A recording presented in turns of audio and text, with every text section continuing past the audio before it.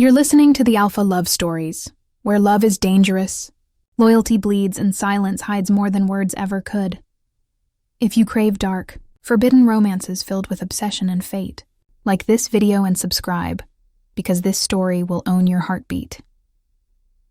The night I met him, the moon wore blood. They said it was a hunter's moon, but to me it felt like an omen, hanging too low, too red, too alive.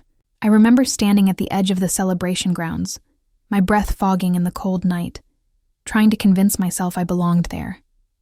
I didn't. I never did. I was the healer's daughter, the one people only remembered when their wounds reopened, or their mothers were dying. My dress wasn't silk, just mended linen. My shoes were soft from years of use.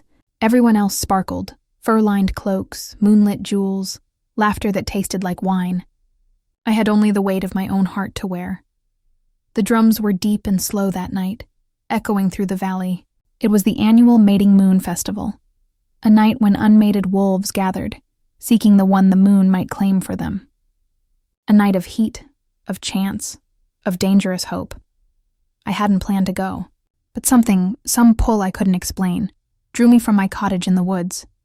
My mother's voice echoed in my mind, even years after her death. The moon calls those she chooses, child. You'll know when she calls you.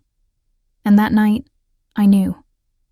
The firelight flickered across masked faces as I moved through the crowd. Music, wine, the scent of fur and smoke, wolves dancing with wolves.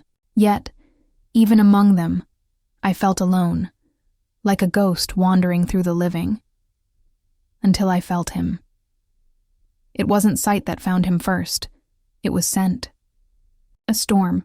Wild pine and rain, sharp enough to cut through the air. My pulse stumbled. I turned, and there he was, tall, silent, masked, the alpha of the northern pack.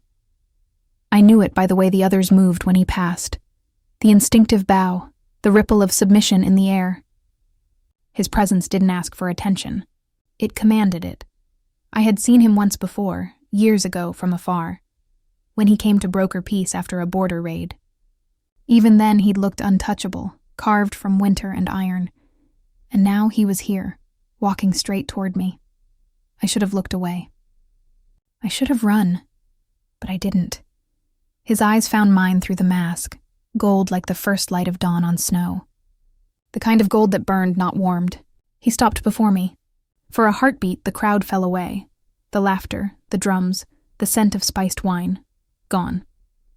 Only the sound of my heartbeat remained, loud, foolish, alive. You shouldn't be here, he said, voice low, like thunder swallowed by distance. Neither should you, I whispered back before I could stop myself. Something in his expression shifted. Something dangerous and amused. Like a wolf deciding whether to hunt or protect. He tilted his head slightly, studying me. What's your name? Elara, I said. The name sounded small in the space between us. He said nothing for a moment, just looked at me like he was memorizing the shape of my breath. Then he extended his hand. Dance with me, Elara. It wasn't a request. When his fingers brushed mine, heat surged through my veins like wildfire. It wasn't normal, wasn't human. My knees trembled, and every nerve in my body screamed to pull away. But something deeper, older, kept me there. The bond. I didn't know it then, but the moon had already chosen. He led me into the circle of dancers. The air shimmered with music and firelight. Around us, the others laughed and swayed, unaware of the storm gathering between us. His hand found my waist. His breath ghosted against my ear. You feel it too, he murmured. Not a question. A truth I couldn't speak. Couldn't breathe. My pulse beat against my ribs like a trapped bird. Every step of that dance felt like falling. Slow, inevitable, exquisite. The world narrowed to the sound of our hearts and the soft slide of his thumb against my skin. The bond thrummed like a heartbeat beneath my flesh, invisible yet alive. When the music stopped, the night didn't. He led me away from the fire, into the forest. The cold air wrapped around us, sharp and clean. The moon watched from above, bloody, patient, ancient. Why me? I finally asked, voice trembling. He looked at me for a long time before answering. Because the moon doesn't make mistakes. I should have laughed. I should have turned and fled back to my quiet little life. But his eyes, those golden eyes, held me in place. The wind shifted, carrying the scent of rain and pine and something else. Him. And then... He kissed me. It wasn't gentle. It wasn't kind. It was acclaiming, the way storms claim the sky. My knees gave out. He caught me. The bond flared, bright, burning, alive. I felt it sear into my skin, just below my collarbone. A mark invisible to others, but etched in fire beneath my flesh. When he pulled away, I was trembling. "What have you done to me?" I whispered. He looked pained for the first time, as if the question cut deeper than I knew. "What the moon commanded," he said softly, "and what I should never have obeyed." Before I could speak again, he was gone. The forest swallowed him whole. Only the scent of rain remained. I stood there beneath the red moon, my fingers brushing the skin where his lips had been. The mark burned faintly beneath, like a heartbeat that wasn't mine.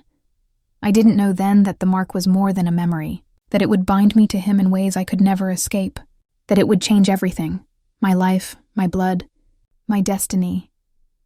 I only knew that one night had stolen my peace, and the Alpha's mark was now mine to bear.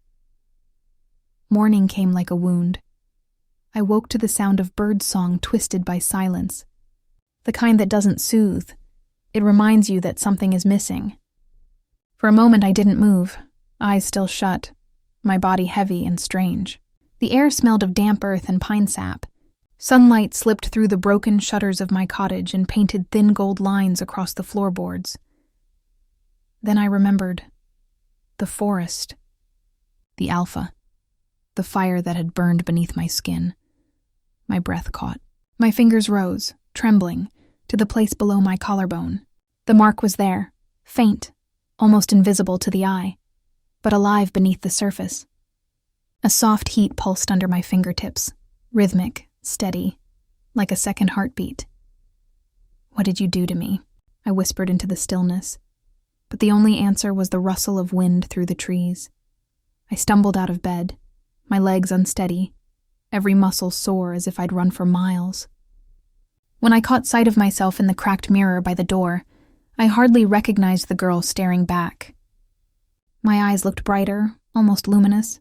The edges of my irises shimmered with a faint ring of gold. My skin, too pale before, now glowed faintly as if moonlight lived beneath it. It terrified me. I splashed cold water on my face, gripping the basin until my knuckles whitened. "You're fine," I told myself. "It was just one night." But the words rang hollow. Nothing about that night had been ordinary. My mother had told me once that alphas could mark their mates in 3 ways: by word, by bite, or by bond. A mark made under the moon's choosing could never fade. I remembered laughing then, calling it folklore. Now I wasn't laughing. Outside, life continued as though the world hadn't shifted. Children's laughter drifted from the village path. A cart rattled over stones, the scent of bread baking from the east hearths. But underneath it all, there was something else. Something I could feel. Every sound was sharper. Every heartbeat closer.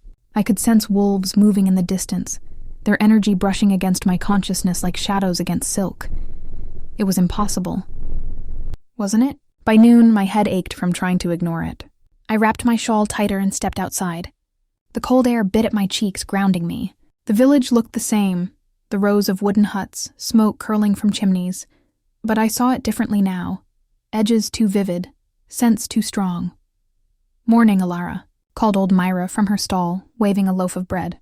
"You missed the festival's end. They say the Alpha left before dawn, stormed off like the forest itself had offended him." My stomach twisted. "He left?" I asked too quickly. "Aye. The Northern Alpha always was a restless one," she said with a chuckle. "Maybe he found what he came for." Her words hit harder than they should have. I forced a smile and took the bread. My hands shook. "Maybe he did," I murmured. That evening, when I returned home, the mark burned again, hotter this time.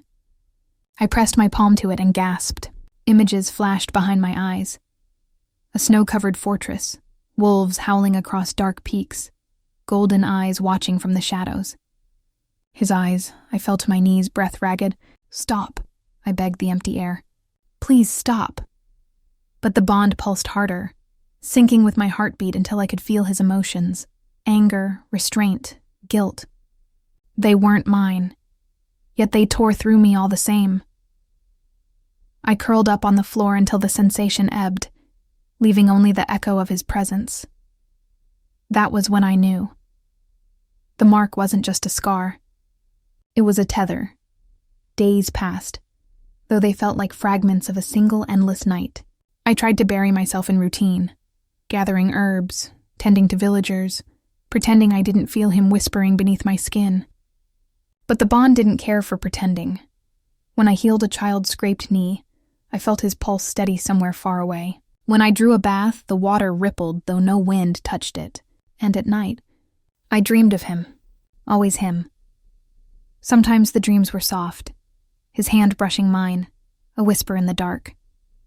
Sometimes they were storms, firelight and teeth, the mark blazing like molten gold. I would wake with tears on my face and the taste of rain on my lips. I told myself it was madness, that my mind was inventing the connection because I couldn't let go. But then, 3 nights after the festival, I heard the howls, the northern pack. Their voices rolled across the valley, deep, resonant, commanding. Every wolf in my village froze. Even the wind seemed to bow. My heart lurched. My mark flared with blinding heat. I could feel him near. I rushed to the door, my breath coming fast. The forest beyond the fields shimmered silver in the moonlight. I saw shadows moving between the trees, large, powerful shapes. They were patrolling our borders. And then I felt it. His presence. Not just near. Here. The bond snapped taut like a cord pulled too tight. My pulse stuttered. My vision blurred. Somewhere out there he had felt it too. "Elara?" A voice called behind me. Lena, my friend since childhood, carrying a basket of roots. "You look pale." "Are you all right?" "I'm fine," I lied, stepping back into the doorway. "Just tired," she frowned. "You've been strange since the festival. You should rest." I nodded, but rest was the last thing I could do. That night, I sat by the window watching the forest breathe under the moon. I wanted to hate him, for marking me, for vanishing, but I couldn't. The bond hummed softly, an ache and a comfort both. And deep inside, beneath fear, a truth whispered, he hadn't chosen to leave. Somewhere, something kept him away. By the 5th night, fever took me. It began with chills, then heat so fierce I thought my skin would split. The mark glowed beneath my collarbone, visible now, a crescent of faint golden light, pulsing in time with my racing heart. I collapsed against the floor, gasping. The air thickened. My vision dimmed. Through the haze, I saw the shadows bend, wolf shapes circling me, made of smoke and moonlight. Voices whispered in my mind, ancient and wild. "You are bound. You are chosen. You are the mark and the marked." When I woke, dawn was bleeding into the room. My clothes were damp with sweat. The fever had broken, but something else had changed. I could hear the forest breathe. Every leaf, every heartbeat, every living thing thrummed inside me like notes in a song I had always known but never sung. My senses were sharper. My body felt both lighter and stronger. I wasn't fully human anymore. Terror clawed at my throat, but underneath it, when I went to the mirror, the girl I had been was gone. In her place stood someone new, eyes gold-flecked, veins faintly glowing, skin marked by a symbol that shimmered beneath the surface like trapped starlight. The Alpha's mark. I traced it with a shaking finger. It pulsed, responding to my touch. And then, faint and distant but unmistakable, I heard his voice in my mind. "Elara." My knees buckled. The sound wasn't in the room. It was inside me. "You shouldn't feel this," he said, his tone rough, haunted. I tried to break it. I pressed my hands to my ears, tears streaming down my face. "Then why can I still hear you?" Silence for a moment, then a whisper, soft as a confession, "Because I can't let you go." The connection snapped, leaving only emptiness. I sank to the floor, shaking. He was alive. He was near. and he was fighting the bond we both could feel. But the moon had already written our story in blood and silver. I didn't know whether to pray for freedom or for him to find me. All I knew was this. The mark beneath my skin wasn't fading. It was growing, becoming part of me, bone and breath and destiny. And somewhere beyond the pines, the alpha who had branded me with his touch was losing the same battle I was. We were bound, and the bond was waking. The first sign he was coming was the silence. Not the gentle kind. Not the hush of dawn stitched with birdsong. This was a held breath, a hand over the mouth of the forest, a tightening that made the pines stand straighter and the deer step soft. Wind stilled. Smoke from hearths rose in thin, startled pillars, and beneath my skin the mark brightened like a secret lantern. I was shelling feverfew at my table, trying to pretend my hands didn't shake, when the latch on my door quivered. Not a knock. A feeling like someone tugged a thread attached to my bones. I stood, the bowl tipping, white petals scattering across the floor like pieces of a broken moon. He was near. I crossed the room to the window. The path that cut through the trees lay in shadow, but movement shuddered along its edges, a ripple of presence rather than shape. My breath fogged the glass. I pressed my fingers to the cool pane and flinched. The mark flared, answering something outside. Someone. Him. Elara. Lena's voice breathless from just beyond the threshold. The latch actually did rattle this time. Don't be afraid. Don't open the... Her warning was swallowed by a chorus of low howls that rolled through the valley like thunder. Not a hunt. A declaration. Wolves many, moving as one. Our nearest shepherd dogs tucked their tails and crawled under carts. Children fell quiet. A baby's cry turned confused, then hushed, as if its lungs remembered an older law. Lena burst in without waiting, cheeks flushed, hair loosed from its braid. You heard them, she said, chest heaving. The northern pack. The elders say they've taken the northern road and... Elara, you look... What do the elders say? I asked. My voice sounded far away to my own ears. That this is... a diplomatic visit, she said carefully, as if the words themselves might shatter. But no one believes it. The alpha comes when he wants something. Me, my mark whispered. He wants you. I swallowed hard and forced my mouth into a shape that might pass for a smile. I should bring the healer's kit to the square, I said. If there's to be a meeting, someone always gets... heated. Lena searched my face, reading lines I didn't know I wore. You'll stay to the edges? She said, away from them. I'll try. Her hand closed over mine. Try harder. I watched her go, a small, determined figure shouldering into a larger fear, and wished I could be the kind of girl who listened. But the moon had threaded my name to a stranger's, and that thread tugged. I packed the kit, compresses, tinctures, new wrapped bandages, and walked toward the square. The closer I came, the stranger the world felt. Colors had teeth. Voices left wakes. Every scent came with a memory tucked inside it. Iron and rain, leather and frost, pine pitch and smoke. His scent wove through them all. I could have followed it blind.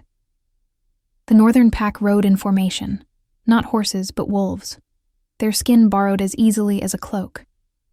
They shifted at the edge of the square, bones rolling, fur folding away into men and women who stood like winter made flesh, dark leathers, scars like maps, eyes that did not know how to be soft.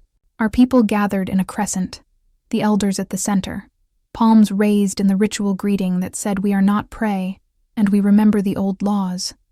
And then he stepped forward. The alpha did not roar. He did not bare his teeth. He simply existed with a kind of gravity that pulled all other movements into its orbit. Taller than the rest, shoulders cut from iron, hair as black as a starless hour. The mask from the festival was gone. The face behind it was worse, beautiful in a way that felt like a blade. Those eyes, gold-lit from within, swept the crowd, cool, measuring, hungry in a way that had nothing to do with food. They found me. The bond hit like a storm striking water. My mark seared bright. The air between us thickened until every breath was work. Something in his jaw shifted, barely, the only betrayal of surprise. He had expected to feel me. He had not expected to see me. Alpha Kale of the North, Elder Haroun said, stepping forward with the careful dignity of old age and old pride. Our fires are yours to warm your hands, our bread yours to break as law requires. Speak your purpose. Kale's gaze left mine. I could breathe again, though the breath tasted like lightning. There have been trespasses along our border, he said, voice even. Tracks cut through winter grass, traps left open. Wolves wounded. We come to ask once, whether those trespasses were the work of your people, Elder, and to end them. There were murmurs. Hands tightened on sleeves. Haroun lifted a palm. The murmurs died. If wounds were dealt, we will make them right, he said. But I'll not take blame for snares laid by poachers. We keep our young out of your hunting lanes. He hesitated, then added, as you keep yours out of our beds. The words were a stone thrown at still water, and the ripples reached me last. Beds, the festival, a mark that still burned. My skin tightened across my ribs. Kale's mouth didn't move, but something dangerous flickered in his eyes. Law keeps what it can, he said. Blood keeps the rest. And then, without looking at me, healer. The word wasn't a question, but I answered like it was my name. Yes. Kyle stepped aside to reveal a man behind him, a broad-shouldered wolf with blood seeping through linen wrapped round his ribs. The smell of it hit my tongue, salt and heat and the copper sting of hurt. I found myself moving before thought, the healer's kit already in my hands. He watched me come. The crowd parted, soundless. The northern wolves watched too, eyes like coins in the dark. I knelt, set my hands to the wounded man's side, and felt the world narrow to the press of flesh beneath my fingers. Bite or blade? I asked, though I knew. The edges were too clean. Blade. Blade, the man grunted. Poacher, caught his scent a day north. Hold still. I rinsed the wound with boiled water, then comfrey and yarrow, letting the herbs speak their green language to torn skin. The man breathed through his teeth. The square breathed with him. I wrapped him tight, the rhythm of work easing the panic of everything that wasn't work. When I finished, I sat back on my heels. You'll live, I said. He nodded, surprised despite himself. You've steady hands, healer? She does, Kale said softly. I didn't look at him. I couldn't. If I did, the world would tilt, and everyone would see it happen. Elder Haroun spoke again, temple vein beating. If you'll bring proof of the snares, we'll hunt the poachers together, he said. You have my oath. Cal watched him without blinking. Your oath we'll take, he paused. The air changed. And one more thing. There it was. The real reason Winter had walked into our square. There is a woman among your people, he said. I seek her for counsel. I felt a dozen heads turn toward me, then flinch away because even a glance seemed dangerous. Lena's fingers knotted in her skirt. Myra, at her stall, mouthed no like a prayer. Elder Haroun's gaze darted from the alpha to the crowd and back again, choosing ignorance the way some choose life. You'll find no counsel here that isn't offered to all, Haroun said. Kale's eyes found me again, unhurried. The mark answered, bright sorrow, bright want. Some counsel, he said, is written in the skin. My heart stuttered. My breath stopped. The whole square blurred, and then snapped back hard. I stood before I knew I'd done it. What counsel do you need, Alpha? My voice didn't shake. My hands, hidden in my skirts, did. A carve of attention moved through his wolves. Even they, who had walked with him into battles that had no songs, seemed to lean nearer. Kale stepped closer, each pace measured, never breaking the law's fragile skin. 2 arm lengths from me he stopped. The gold of his eyes carried night at their edges.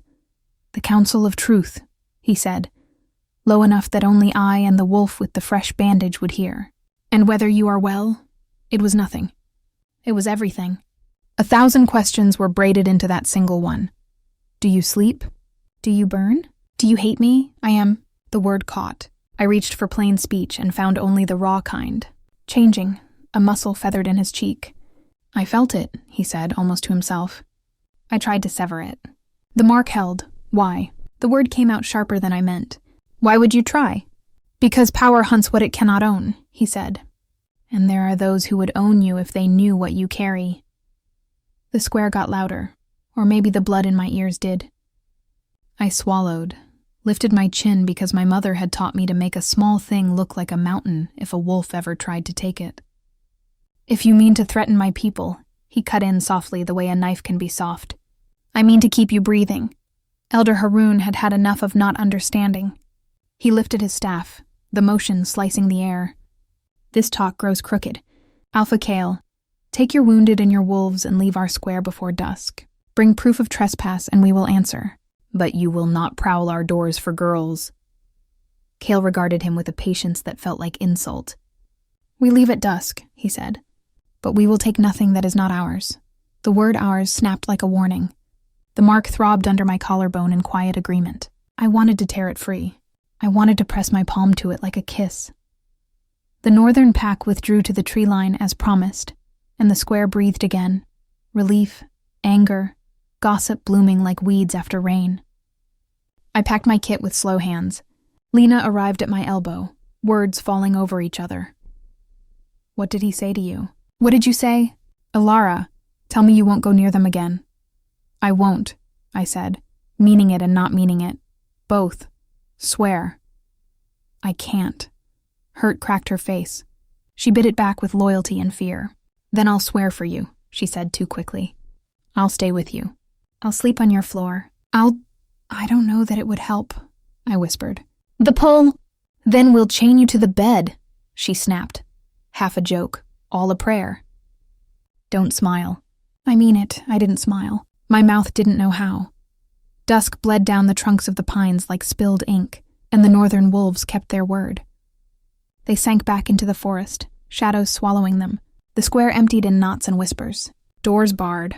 Lamps lit. I walked home in the gray light, each step softer than it should have been. The quiet followed me inside. I lit a single candle and sat on the floor with my back to the bed, arms around my knees like a girl pretending not to be a woman.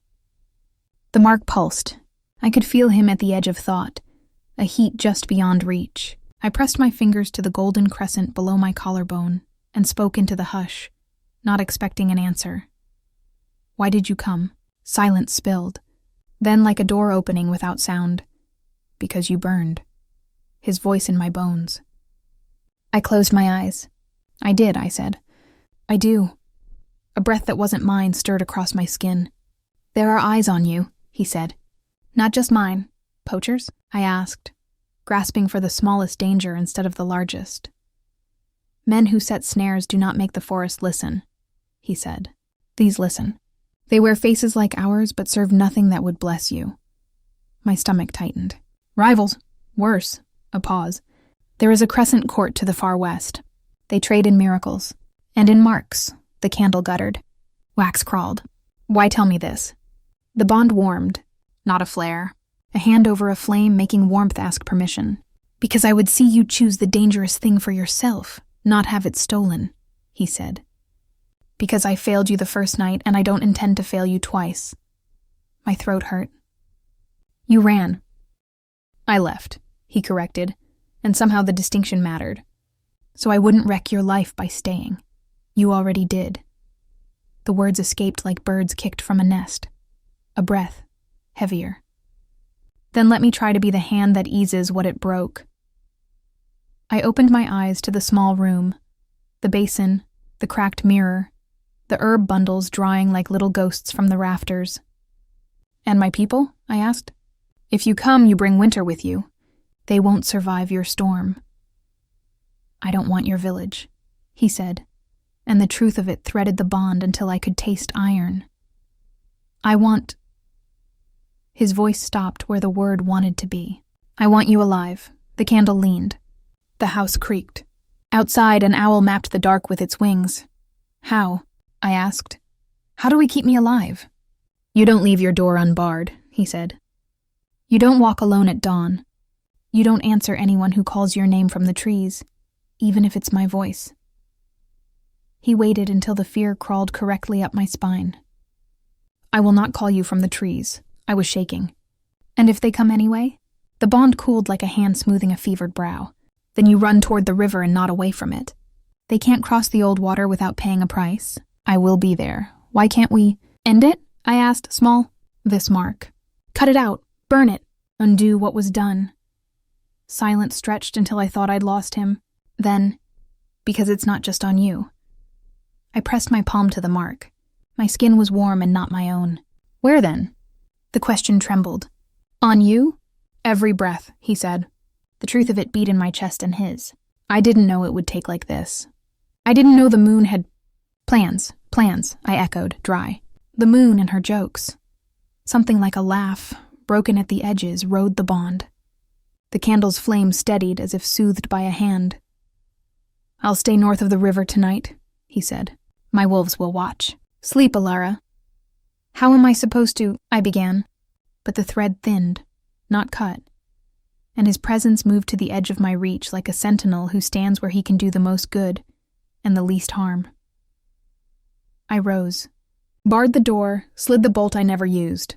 It slid home with a weighty finality that did nothing to quiet my heart. I set the candle in a bowl of grain so it wouldn't fall if the house sighed. Then I lay on the bed with my cloak still on and stared at the rafters, listening to the innumerable small groans of wood, remembering that it was once a tree. Sleep came not like mercy, but like snow, on and on until I couldn't tell where one flake ended and the next began.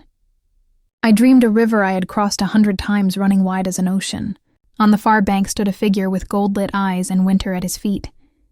He did not call my name. He waited. Behind me, something moved through the trees with too many shapes and not enough face. I woke to the sound of metal kissing wood, not the latch. The window. Moonlight poured through the seam like a blade made of milk. A smell entered after it that did not belong in my house, sweet and rotten, like lilies left too long in a warm church. My hand was on the knife under my pillow before breath could announce itself. Elara, a voice whispered from the window, soft as moth wings. Not Kale's voice. A voice that borrowed the edges of his and wore them like a stolen cloak. Open the door. I didn't move. The mark did. It went cold, then hot, then cold again as if trying to decide what truth to tell. Elara, the voice tried again, richer now, a thread of compulsion crawling in it. You're afraid? Let me fix it, I said, startling myself. Come in and fix me? The pause was too long. Yes, the voice said at last, all honey. Let me help. I gripped the knife harder, thumb pressed to the notch in the hilt my mother had carved for me the year we decided being a girl didn't mean being prey. Tell me something only he would know, I said. Who? I smiled without humor. Wrong answer. The window eased wider. Wood protested. A pale hand slid through the gap, beautiful in the way statues and tombs are beautiful. The smell turned stronger, sweet, rotten, holy. The bond flared, river, and I moved before thought, flinging the knife. It struck the sill a hair from the intruder's fingers. The hand snapped back like a spider, remembering it had legs. A hiss, not human. My mark burned in grim agreement. I didn't wait for a second try. I crossed the room in 3 strides and tore down the iron-belled chime my mother had hung above the door, for visits we do not want. I rang it once, hard. The sound knifed the room, thin and bright and true. Something beyond the window shrieked, the kind of sound that makes milk curdle and babies wake. Then silence. The bad kind. The hand was gone. The window, still ajar, showed me a slice of night where nothing breathed. I stood there with the bell in my hand and the mark on my skin, and realized I had done as he told me. I had not opened the door. I had not answered a voice from trees. I had wanted to. God, I had wanted to. But want is not law. And tonight law had saved me. I slid the window shut with shaking fingers and barred it with a spoon because that was what I had. I sat on the floor, back to the bed again, the bell in my lap like a tired heart, and forced my breath into even counts. 6 in, 6 out again. When the knock came at the door, it arrived like a heartbeat arriving at the end of a long tunnel. Slow, measured, twice. Who is it? I asked, hating how badly I needed to hear him, and how surely I knew that need could be used against me. A pause. Then, muffled through oak and iron and an old house's memory. No one you should open the door for. Kale. I didn't move for a long breath. Then two. Say the thing, I said. Because terror makes children of us, and children love rules. The thing, a wisp of humor even now. The promise, I whispered, palm on the mark. You said you wouldn't call me from the trees. I am at your door, he said gently, and I felt the shape of the truth settle in my bones the way a good blanket settles in winter. Trees hate doors. I choked on a laugh that hurt. The bolt scraped back. I opened tonight and the alpha who had broken it, and who might yet put it back together with fewer pieces missing. He filled the threshold, larger than the world had any need to be. He didn't cross. He looked at the spoon barring the window and the bell in my hands, and the knife stuck in the sill, and then at me. And whatever speeches he had packed into his throat for this moment fell out of his pockets. What came? He asked. Something that wears lilies, I said. He grimaced, the motion flashing wolf in the arch of his cheek. Crescent Court, scouts. You rang them out? My mother's bell did. Good. He shifted, lowering his voice until it was just for me. I'll stay until dawn. At your threshold. I won't step over it unless you say my name. I didn't know if I was more frightened by what might come if he stayed, or by what might come if he didn't. And tomorrow? I asked. Tomorrow, he said, and the word carried a plan inside it like a seed carries a forest. We go to the river. We? The smallest, sharpest piece of me had to ask. We, he answered simply. Not a chain. A promise. Not a command. An invitation. I stepped back from the door, leaving it open just wide enough for night and narrow enough for choice. He sat on my threshold like a sentinel carved from winter, big hands palm down on his knees, eyes closed, head tilted to better hear whatever the dark thought it could whisper. I lay down at last, the mark a warm coin under my skin, the bell by my hand. Sleep took me in pieces. In one piece, I was a girl with a knife who had learned how to throw it. In another, I was a woman with a mark who had learned she could not unmake it by pretending it was not there. In the last piece, I was standing at a riverbank, and across from me a man waited with patience and hunger braided into one long, unending rope. Dawn slid a pale hand under the door and touched my cheek. Cale was still there when I woke, a statue until he became a man again at the sound of my breath. He didn't ask if I'd slept. He already knew. Ready? He said. No, I said honestly. Then, because the night had taught me the use of true words. But I'll come. He stood, all winter unfolding, and for a moment the house felt too small to hold his leaving and my following. We stepped out together. The morning smelled of wet earth and iron and bread, just starting to think about rising. Somewhere, a child laughed, proof that the world could be ordinary while two people did unordinary things in it. We turned toward the path to the river, the trees making a cathedral of themselves overhead, and I felt the mark hum in time with something that wasn't fear. Not safety either, something between, something like a future no one had asked for, and now both of us would have to survive well enough to claim. Stay close, he said without looking back. I couldn't do anything else, I said, and meant it. We walked into the green. Behind us, the village pretended to exhale. Ahead, the water began to speak, and far out, beyond even the reach of my changing senses, the lilies turned their faces toward us and smiled with their wrong mouths. The river would have its say, so would we. The river did not welcome us. It didn't shimmer or sing. It crouched under its own mist, thick and white like breath hiding a secret. Cale stopped where the bank dipped to mud, one hand raised in warning. Even the air felt different here, older, watchful. Don't speak to it, he said. Not unless it speaks first. I nodded, though my pulse hammered so hard it seemed impossible anything could mistake me for silence. We had walked since dawn. The forest closed behind us as if we'd never passed through. My mark had burned steady the whole way, the kind of burn that didn't hurt until you stopped to feel it. Cale carried no weapons I could see, but the wolves that moved in the trees around us, his wolves, were weapon enough.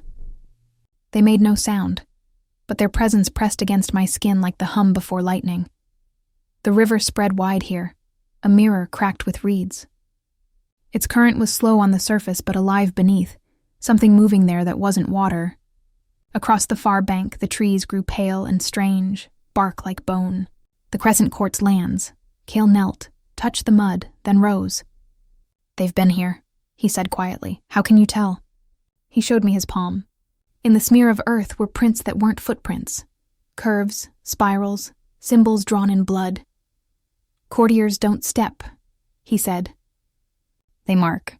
This one's fresh." My throat tightened. They came for me. He didn't answer, but the look he gave me was answer enough. The bond between us vibrated, not with warmth, but with warning. It was like hearing thunder far off and knowing it was coming closer with every heartbeat. I crouched near the edge, the reflection of the sky broken by ripples. "This is where you said they can't cross?" "Without paying the river's price." "What price?" "Memory," he said. "Or blood." "Sometimes both." I almost smiled. "You talk about it like it's alive." He looked at me then, truly looked. "It is." Before I could ask more, the water shifted. A voice rose, not sound, but vibration through the soles of my feet. My mark flared in answer. Cale's hand shot out, gripping my wrist. "Don't," he said. "It wants you to answer. I can feel it. I know. That's why you can't." The mist thickened, curling around us like a hand. Shapes formed, faces maybe, or the memory of them. They spoke without mouths. The words slid under my skin. Marked child. Claimed twice. Moon's mistake. I gasped, trying to pull free, but Cale's grip only tightened. "Ignore it," he said through his teeth. "It lies." The river laughed. I felt it, not heard it, cold and old and delighted. The mist peeled back just enough to show movement on the far bank. Figures in long pale robes, their eyes glowing faint blue. Courtiers. Cale stepped in front of me. "Back away," he said softly. One of the figures raised a hand in lazy greeting. "Alpha of the North," the voice carried across the water, too smooth to be human. "You keep strange company." Kyle's shoulders stayed still, but his voice lost every trace of warmth. "You trespass." The courtier smiled, a curve that never reached his eyes. "So do you if the river's law still stands.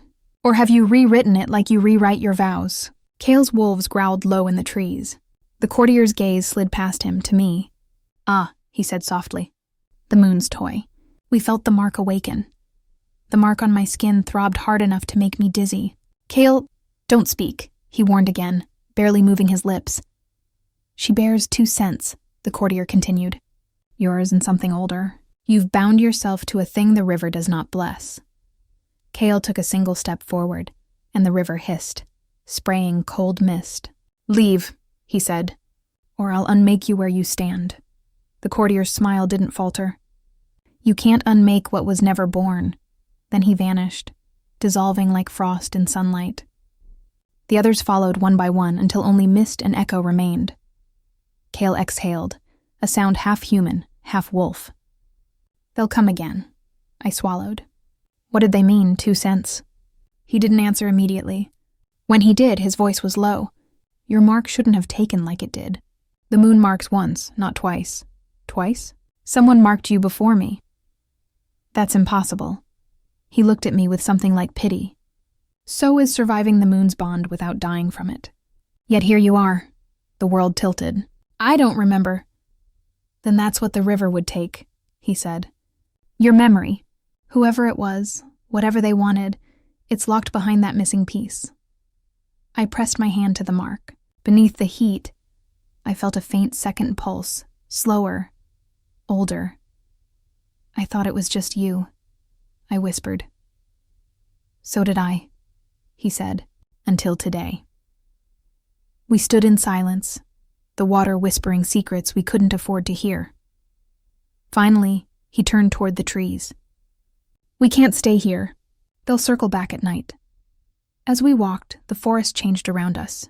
The pines grew darker, the paths less familiar. Cale moved like a shadow that had learned to take care of its own light. I followed close enough to feel his warmth, but not close enough to mistake it for safety. At dusk, we reached the ruins of an old watchtower. Moss crawled up its stones. The stairs were half gone. He built a fire anyway, small and careful. I sat across from him, hugging my knees. "Tell me about the court," I said. "Why do they want me?" He fed a branch to the flames. Sparks danced like stars breaking free. The Crescent Court believes the moon's gifts belong to them. They make deals with those who bear marks, trade them for power. You'd be a prize. Because of you, because of what you are. What am I? He hesitated. The firelight carved gold into his eyes. "I think the moon didn't mark you to be mine. I think she marked me to find you." The words hung between us like a spell we didn't dare touch. The night deepened. Crickets stitched the silence. Somewhere far off, a wolf howled, long and low. Kale's head tilted, listening, but he didn't move. "You should sleep," he said. I laughed softly. "You think I can?" "I'll keep watch." I met his eyes. "That's what I'm afraid of." He smiled then, a small, tired thing that wasn't meant to charm, only to confess. "You're safer with me awake." I turned onto my side, facing the fire. My mark still burned, but gentler now, as if soothed by his nearness. For the first time in days, I let my eyes close. Somewhere in the space between waking and sleep, I felt his hand brush a strand of hair from my face. It was nothing, a ghost of a touch. But my body knew it for what it was, a promise or a farewell. When I woke, the fire was ashes. Kyle was gone. Panic flared until I saw the sign he'd left in the dirt beside me, a single crescent drawn with a line through it. "Stay hidden. I'll return." But the mark under my skin throbbed, and through it, I felt his pain, sharp, sudden, distant. I stood, heart hammering. The forest was too quiet. Then came the sound of a horn from the west. The court's call. They'd found him. The bond screamed between us, dragging me toward the sound like a tide. I didn't think, didn't hesitate. The moon might have chosen him to find me, but she hadn't chosen me to lose him. I ran. Through brambles, through shadow, through the scent of blood on cold air. The mark blazed brighter than ever, lighting the path ahead like a star burning itself out. Whatever secrets the moon had written into my skin, whatever scars she meant to give me, I would face them. Because Kale's pain was mine now, and if the bond was a curse, then I would curse the world back before I let it take him. The trees blurred. The river roared somewhere behind. Ahead, the mist turned red with firelight. And I knew. This night would leave more than one mark. The forest was burning. Not with flame, but with scent, blood and ash and something colder, something older. The kind of wrongness that makes even the earth flinch. I ran through it barefoot, branches slicing my arms, the mark beneath my collarbone pulsing like a heartbeat that had lost its rhythm. Kale's pain was in me now, sharp, deep, real. It wasn't a vision, not this time. It was happening. The sound of the horn echoed again, 3 long notes, each one cutting through the forest like a blade. The Crescent Court signal, hunters calling to hunters. My lungs burned, but I didn't stop. The trees blurred into streaks of gray and green. The bond dragged me like a rope around my ribs, pulling me toward him even as fear begged me to turn back. When I finally broke into the clearing, the world stilled. Kale was on his knees in the center, surrounded by 3 courtiers. Their robes shimmered, woven with silver threads that caught the moonlight. Their eyes were pale as river water. They didn't bleed like men. They bled light. Kyle's sword, a long, black-edged blade etched with runes, lay half buried in the mud. His head was bowed, his breath coming hard. One of the courtiers, taller, sharper, his face carved like marble, stepped closer. "You were warned, Alpha. The moon's gift was not meant for you." Kale spat blood and smiled without mirth. "Then she should have chosen better." The courtiers moved in unison, lifting their hands. I saw the air shimmer between them, a web of light tightening. The mark on my skin flared so violently I cried out. The sound tore through the clearing like a whip crack. All 3 turned, and that's when Kale saw me. His eyes widened, gold and wild and furious. "Elara, no!" But it was too late. The courtier's gaze landed on me and I felt the world tilt. Power slammed into me like a wave, ice and water and memory. The mark burned hotter, a circle of agony and brilliance. She comes to him, one murmured. The bond calls her. The tallest courtier tilted his head. 2 marks beating in one body. Impossible.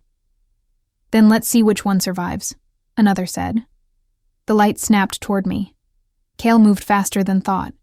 His body collided with mine, throwing me to the ground, just as the spell struck the space we'd been standing in. The earth split open, the air screaming, "Stay down!" he snarled, rising to face them. The courtiers spread out. Cale's wolves burst from the shadows, 5 of them, massive, silver-gray, eyes glowing like coals. They hit the courtiers hard, claws and teeth meeting light and magic. The clearing erupted into chaos. I tried to stand. My legs trembled, but the mark inside me was no longer just pain. It was fire.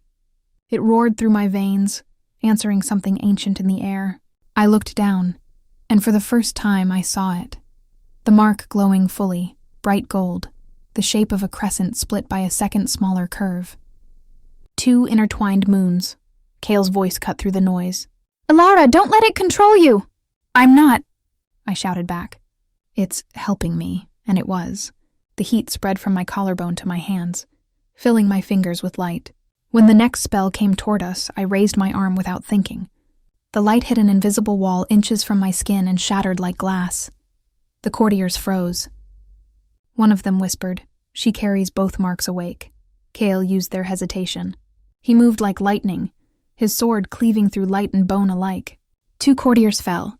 Their forms collapsed into mist. The third, the tall one, staggered back, pressing a glowing hand to the wound.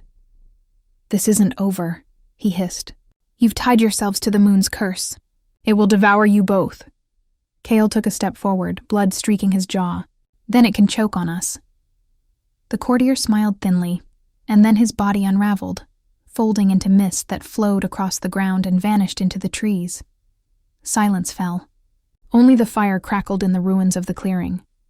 The wolves circled, low growls fading to quiet whines. Cale turned toward me, breathing hard. "You shouldn't have come," he said. His voice broke on the last word. "I felt you," I whispered.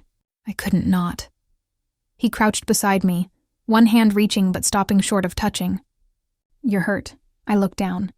My palms were blistered from the light. "It's nothing." "It's not nothing," he said sharply, then softened. "You used power meant to kill you. You shouldn't even be able to hold it." "I don't understand," I said. "They said I have 2 marks. What does that mean?" He sat back on his heels, wiping blood from his lip. The firelight threw shadows across his face, making him look both older and more human. "It means the moon didn't just bind you to me. She bound you to herself. The first mark, hers. The second, mine, so I'm—" "What, a bridge? Or a weapon?" he said bitterly. "The Crescent Court has hunted for centuries for someone like you. Someone who could channel both blood and light. If they take you, they'll use you to tear the veil between worlds." I stared at him. "And you?" "I'll burn the world before I let them." His words were quiet, terrifyingly calm. I reached out, ignoring the ache, and touched his cheek. "You can't fight everything alone, Cale." He caught my wrist, holding it against his skin. "I can try." The mark under my palm pulsed, his, mine, the moon's all at once. The air shimmered between us. I saw flashes, a fortress in snow, a woman cloaked in moonlight, Cale kneeling before her with blood on his hands. Then another image. Me, lying on the ground, light pouring from my chest as the moon whispered something I couldn't hear. I gasped and pulled back. I saw her. His eyes darkened. "The moon?" "She marked me first," I said, voice shaking. And she said, "You'll break what was never meant to bend." Cale's jaw tightened. "She's not a goddess, Elara. She's a force. And forces don't care who they break." The mark throbbed again, gentle this time, almost sympathetic. He rose, offering his hand. "We need to leave before dawn. The court will regroup." I hesitated. "Where will we go?" "North," he said. "To the mountain keep. It's shielded by old wards. You'll be safe there." "Safe," I echoed. "You keep saying that word like it means something." His gaze softened, the fierceness flickering into something unbearably human. Then I'll make it mean something. I took his hand. His skin was warm, calloused. The bond hummed between us like a song just out of memory. As we walked, the wolves fanned out ahead, silent and watchful. The forest began to quiet, but I could still feel the court's presence, far and near at once. "Cale," I said after a long while, "what happens if the marks merge?" He glanced at me, jaw tightening. "Then the world changes. Into what?" "I don't know," he said. "But the last time it happened, the moon fell." I looked up at the sky, at that pale, perfect shape that had ruled all our fates, and shivered. Maybe it was my imagination, but for a heartbeat, I thought it looked closer. The mountain waited for us like a secret that didn't want to be told. By the time we reached its base, dawn had already burned the horizon pale. My legs ached, my lungs raw, but the mark under my collarbone burned steady, keeping me upright when everything else wanted to fall. Kyle led the way, his wolves flanking us in silence. The air grew colder the higher we climbed, thin enough that each breath felt borrowed. Mist wove through the trees, wrapping around roots like old memories. At last, the forest fell away, and the keep came into view, half ruin, half fortress.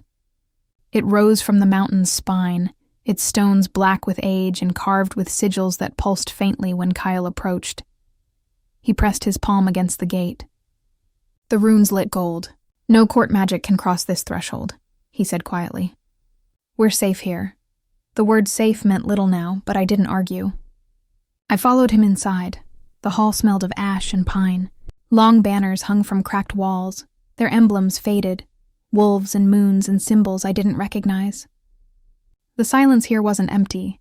It was listening. Cale turned to me. "You should rest." "I'm not tired," I said, though my voice betrayed me. He studied me a moment longer. "The marks are merging faster. You can feel it, can't you?" I nodded. "It's like I'm burning and freezing at the same time." He took a step closer, slow, deliberate. "The moon's power is pulling through you. When the two marks align fully, it'll try to claim you, body, blood, soul. What happens if I resist? Then it tears you apart," I swallowed. "And if I don't? Then you become something else, something no one's ever survived being." I tried to laugh, but it came out cracked, comforting. Cale's mouth twitched, the ghost of a smile that didn't reach his eyes. "I don't do comforting, I do truth." "Then tell me the truth," I said, stepping closer. "What happens to you if it takes me?" He didn't answer right away. His eyes, those impossible gold eyes, held mine until I wished I'd never asked. "If the moon takes you," he said softly, "she takes my mark with you. And I die." The silence that followed wasn't empty. It was full of everything we hadn't said. I turned away before he could see the tears. "Then we find a way to stop it." "Elara, no." I spun back, anger cutting through fear like steel. "You don't get to decide how this ends." "Not anymore." Something in him flickered. Pain, pride, love, all tangled together. "You sound like her," he said. "Who?" "The moon. When she first spoke to me." I blinked. "She spoke to you?" He nodded slowly. "Years ago, during the blood eclipse, I thought I was dying.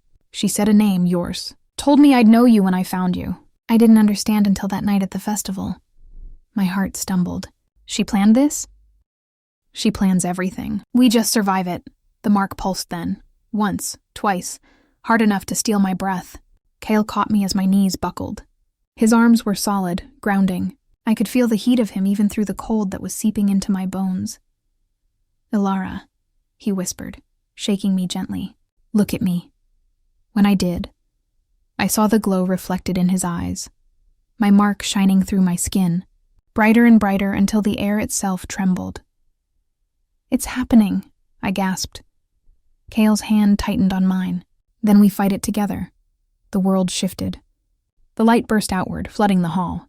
I couldn't see, couldn't breathe. It felt like drowning in moonlight. My body arched, the mark blazing across my chest, spreading tendrils of gold through my veins. Voices whispered all around me, hers and mine and his, overlapping. Daughter of two bonds. Breaker of veils, Child of the mark and the marked, stop, I screamed, but the sound was swallowed by the light. Then I saw her. The moon. Not a woman, not really. A shape woven from silver and sorrow, her eyes endless and kind and cruel all at once. You carry what was never meant to coexist, she said. My power and his blood. The world will not hold both. Then take it, I whispered. Take it and let him live. She tilted her head, studying me like a mother weighing a child's promise. Would you die for him? Yes. Would you live for him? I hesitated. What do you mean? Living is harder, she said simply. To live with power that isn't yours, to bear both marks and not let them consume you, that is my gift. Or my curse. I felt Cale's hand in mine again, real, grounding, pulling me back. His voice came through the light. Elara, stay with me. The moon's form flickered. He loves you enough to die. Love him enough to endure. Then the world shattered. The light collapsed inward, slamming back into my chest. I fell, gasping. Cale caught me before I hit the ground. My skin was ice cold. His was burning. Elara, his voice broke. Breathe. I did. Once. Twice. The mark still glowed, but softer now. No longer devouring. Settled. What happened? I whispered.